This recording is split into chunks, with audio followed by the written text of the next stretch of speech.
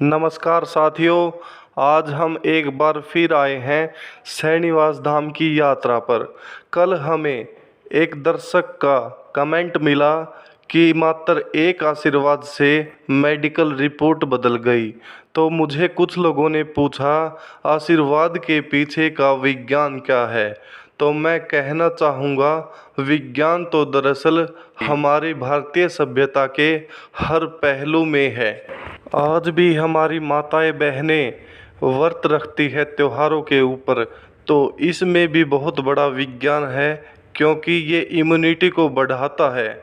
आज भी हम पीपल की पूजा करते हैं, इसमें भी विज्ञान है क्योंकि पीपल का पौधा हमें 24 घंटे ऑक्सीजन देता है। आज भी हमारे कई बड़े बुजुर्ग तांबे के लोटे में पानी पीते हैं क्योंकि ताम्र जल हमारे शरीर से ऑक्सीडेंट पार्टिकल को बाहर निकाल देता। पहले हमारे बुजुर्ग जमीन पर बैठकर खाना खाते थे, जिससे जठर अग्नि तीव्र हो जाती थी और खाना जल्दी पच जाता था। लेकिन आज की युवा पीढ़ी बेडों पे या फिर डाइनिंग टेबल पर खाना खाती है और बाजार में जाकर बर्गर, पिज़्ज़ा और कोल्ड ड्रिंक का सेवन करते हैं और फिर इंग्लिश में कहते हैं मुझे तो कॉन्स्टिपेशन की समस्या है। मैं आज की युवा पीढ़ी से पूछना चाहता हूँ, क्या आपको इतना नहीं पता ये बर्गर और पिज़्ज़ा मैदे से बनते हैं और मैदा कॉन्स्टिपेशन यानी कब्ज की समस्या को बढ़ावा देता है और ये पेट की समस्या ही सारे रोगों की जड़ का कारण है। मुझे पता है आज की युवा पीढ़ी को मेरी बातें अच्छी नहीं लगती क्योंकि उनको तो यूट्यूब के ऊपर कैरी मिनाटी जैसे गालियाँ देने वाले लोग ही अच्छे लगते हैं। और जो लोग मुझे कमेंट में आधुनिकता की दुहाई देते हैं तो उनसे मैंने पहले भी कहा था कि जब एप्पल कंपनी का मालिक स्टीव जॉब्स अपने बुरे दौर से गुजर रहा था तो वो भारत आया था कैंची धाम के अंदर। तो उसके बाद उन्होंने अमेरिका जाकर एप्पल कंपनी की स्थापना की और आज दुनिया में बच्चा बच्चा जानता है एप्पल कंपनी को। इसी तरह से 2008 में जब फेसबुक कंपनी के मालिक मार्क जुकरबर्ग अपने बिजनेस मॉडल को लेकर काफ़ी परेशान थे तो वो भी भारत में नीम करोली बाबा के धाम के ऊपर आए थे और उसके बाद वो फेसबुक कंपनी को काफ़ी आगे तक लेकर गए और बाद में उन्होंने व्हाट्सएप जैसी कंपनियों को भी खरीद लिया। लेकिन आज एप्पल कंपनी का ही फ़ोन रखने वाले, फेसबुक पर चैट करने वाले लोग ही हमें ये सिखाते हैं कि भारतीय सभ्यता तो एक पाखंड है। और यदि भारतीय सभ्यता और उसकी देसी दवाइयाँ अगर पाखंड है तो क्यों अमेरिका जैसे देशों के अंदर एलोवेरा की डिमांड बढ़ रही है?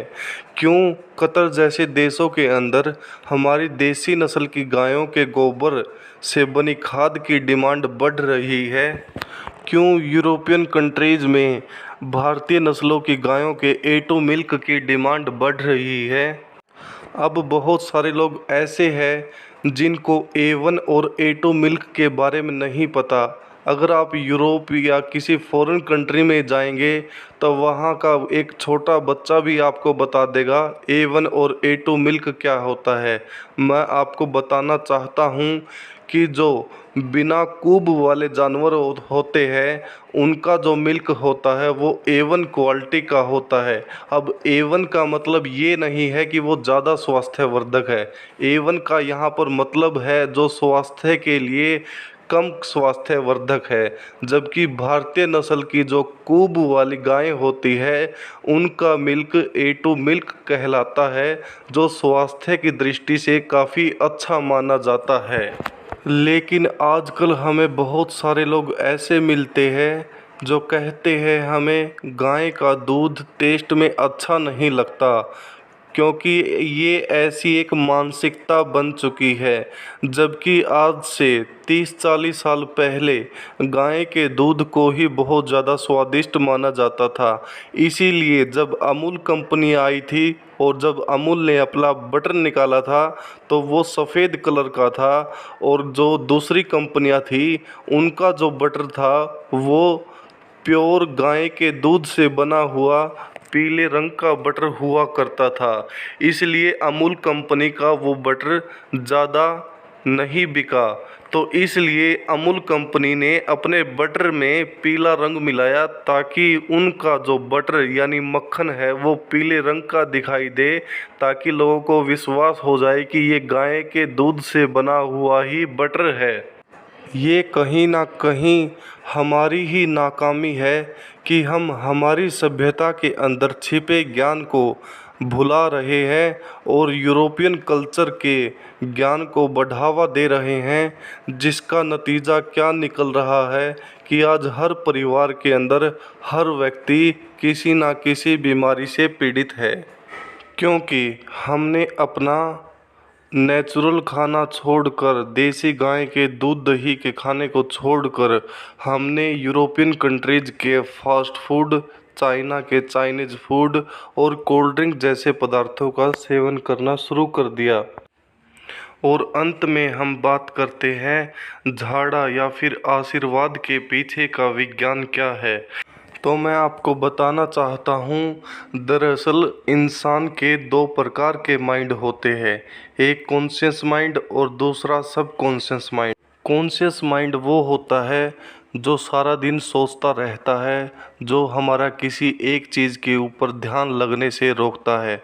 लेकिन विज्ञान के अनुसार हमारा जो सबकॉन्शियस माइंड होता है वो काफ़ी पावरफुल होता है, जिसमें अगर कोई बात चली जाए तो फिर वो कोई ज़िंदगी की समस्या हो या शरीर का कोई रोग, उसको ठीक होने से कोई रोक नहीं सकता। इसलिए जो हमारे पुराने पूर्वज हुआ करते थे वो सबकॉन्शियस माइंड की पावर को समझते थे, इसीलिए उन्होंने इस प्रकार की चीज़ों की शुरुआत की होगी। मैं व्यक्तिगत तौर पे तो किसी झाड़े वगैरह का या फिर किसी धाम का समर्थन नहीं करता, लेकिन कोई तो विज्ञान या फिर कोई पावर तो होगी कि यहाँ आने के बाद काफ़ी लोग ठीक भी हो रहे हैं। क्योंकि मैंने कुछ लोगों से बात की, मैं सभी का तो नहीं कहूँगा, लेकिन मैंने कुछ लोगों से बात की थी तो उन्होंने रिस्पॉन्स दिया था कि यहाँ आने के बाद उन्हें कुछ आराम हुआ है। बाकी इस पर आपकी राय पॉजिटिव है या फिर नेगेटिव है तो वो आपकी समझ है। जय हिंद, जय भारत।